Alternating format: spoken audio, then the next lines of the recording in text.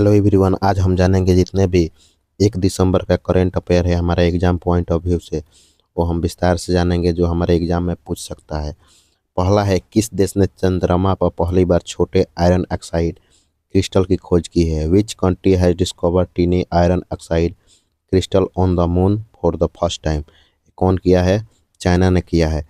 चीन के चांग E6 mission ने चंद्रमा पर पहली बार छोटे आयरन ऑक्साइड क्रिस्टल की खोज की है। चांगची मिशन द्वारा चंद्रमा के दक्षिणी ध्रुव एटकेन बेसिन से लाए गए नमूने में यह क्रिस्टल पाए गए हैं। यह खोज चंद्रमा पर अब तक चली आ रही सभी धारणाओं को चुनौती देता है, क्योंकि यह दर्शाता है कि चंद्रमा की सतह पर ऑक्सीकरण प्रक्रिया हुई है। अब चाइना से जुड़े जो भी इम्पोर्टेंट हमारे पॉइंट है वो भी देखेंगे। दुनिया का पहला न्यूक्लियर रेजिस्टेंट आर्टिफिशियल तैरता हुआ आइलैंड बनाया है इसने। चीन ने गोबी रेगिस्तान में दुनिया का पहला सौर तापीय ऊर्जा संयंत्र शुरू किया है।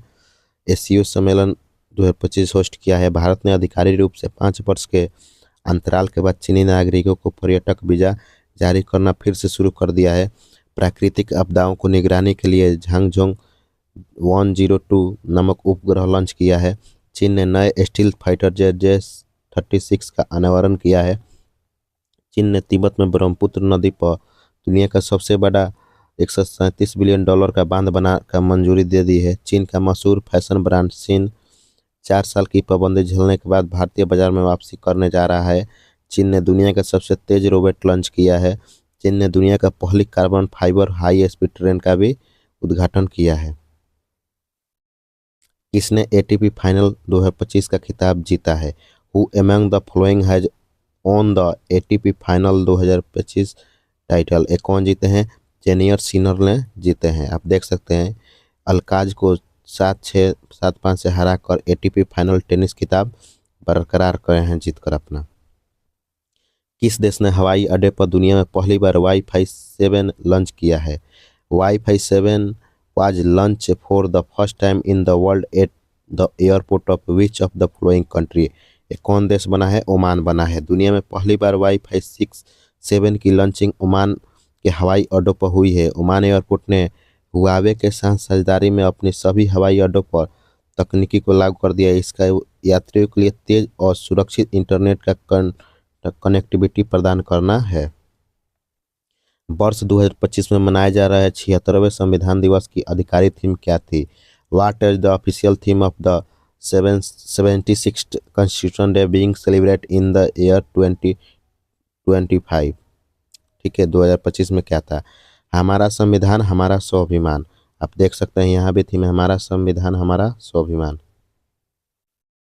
शैक्षिक सत्र 2025 से 26 से CBSE ने किन कक्षाओं के लिए कौशल शिक्षा को अनिवार्य कर दिया है?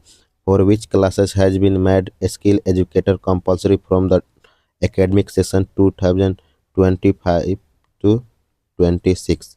एक किए हैं कक्षा 6 से 8 तक। आप यहाँ पे देख सकते हैं इसकी स्थापना दिवस है 1929 में। मुख्यालय है नई दिल्ली, भारत में। इसके वर्तमान अध्यक्ष हैं राहुल सिंह। किस दिन दुनिया में पहली बार सर्वाइकल कैंसर उन्मूलन दिवस मनाया गया है? On which day which cervical cancer element day celebrate for the first time in the world? इसको मनाया गया है फर्स्ट टाइम दुनिया में 17 नवंबर को मनाया गया है। दुनिया में पहली बार सर्वाइकल कैंसर उन्मूलन दिवस 17 नवंबर को 2020 में मनाया गया था, जब 194 देशों ने मिलकर सर्वाइकल कैंसर को खत्म करने के लिए विश्व स्वास्थ्य संगठन का रणनीति के साथ प्रतिबद्धता जताई थी।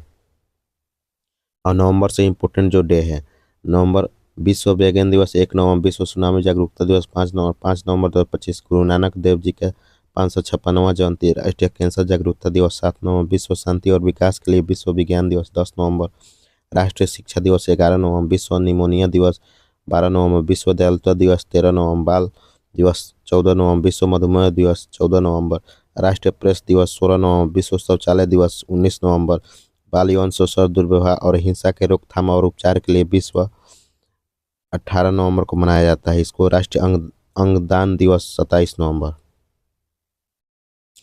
हांगकांग के ताइपो जिले में वांग फूड कोर्ट की ऊंची इमारत में लगी भीषण आग से 29 नवंबर 2025 तक मृत्यु की संख्या कितनी हो गई है?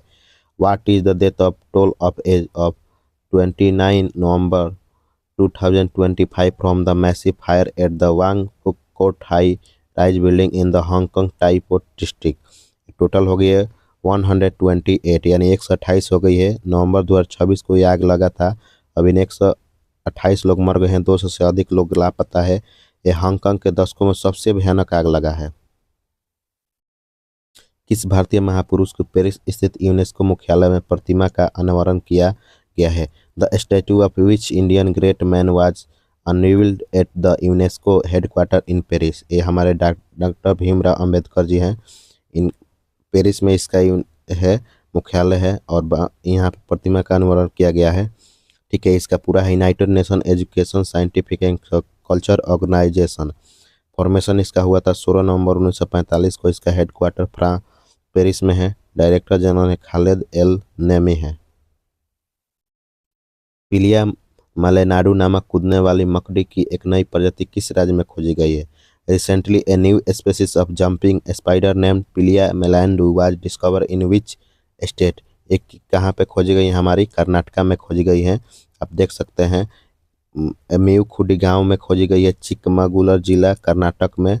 प्रजाति के नाम है पिलिया मेलुंडा। जीनस यह मकड़ी पिलिया जीनस से संबंधित है। ल्यूक विलर दुनिया में सबसे कम उम्र के नंबर 1 खिलाड़ी बन गए हैं। वे किस खेल से संबंधित थे? वो डॉट से हैं, जैसे कि ऐसे दिया रहेगा और तीर से इसमें वार करना था, वही वाला खेल है। ल्यूक खेल जो 18 वर्ष की उम्र में एक काम कर दिए हैं। ये हमारा रहा 1 दिसंबर का जितना भी एग्जाम पॉइंट ऑफ व्यू से इम्पोर्टेंट क्वेश्चन था। धन्यवाद।